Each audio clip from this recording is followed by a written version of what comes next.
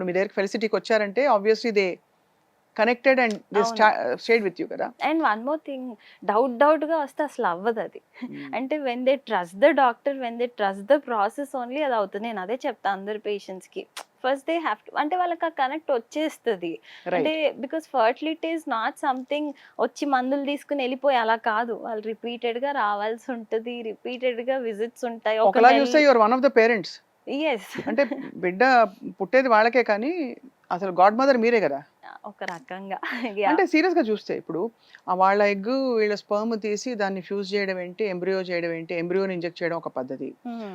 ఆర్టిఫిషియల్‌గా ఇన్సెమినేట్ చేయడం ఇంకో పద్ధతి. ఏమేమి ఉంటాయి చెప్పండి అసలు? ఈ ఫ్యాసినేటింగ్ ఆప్షన్. దేవుడు మనుషుల్ని చేసాడనుకుంటాం.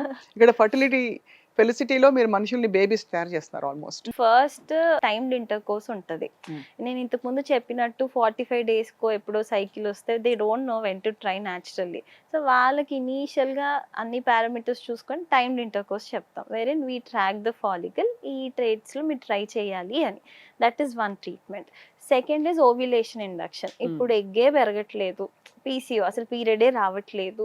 వాళ్ళకి వి గివ్ మెడికేషన్స్, ఎగ్ పెరగడానికి మెడికేషన్స్ ఇచ్చి దాన్ని ట్రాక్ చేసి we give them dates. That is second. Makes sense. Third treatment is వెరిన్ IUI అంటాం.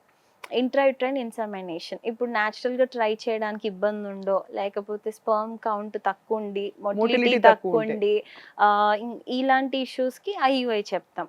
మేల్ ఫ్యాక్టర్‌కి ఐయుఐ చాలా బాగా పనిచేస్తది. రైట్. సో ఐయుఐలో బేసిక్ న్యాచురల్ సైకిల్ ఐయుఐ చేస్తాం. లేదు ఓవ్యులేషన్ ఇండక్షన్ ఇచ్చి ఐయుఐ చేసుకుంటాం. రైట్. న్యాచురల్ సైకిల్ అంటే ఏం medicines పెట్టము.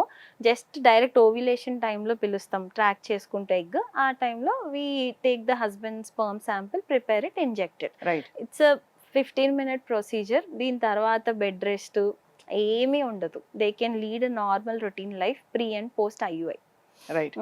The next treatment is artificial insemination donor అంటాం. అంటే ఇప్పుడు మేల్‌కి కౌంట్ లేదు, ఎజోస్పర్మియా అంటాం. అలాంటప్పుడు డోనర్ స్పెర్మ్ తీసుకొని అది ఐయుఐ పేరెంట్స్ చేస్తాం. ఓపెన్‌గా ఉంటారా?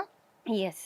యెస్. ఇప్పుడు చాలా వరకు. ఇప్పుడు ఓపెన్‌గా. అదే అంటే కపుల్ మూడో వ్యక్తికి చెప్తే తప్పించి తెలీదు.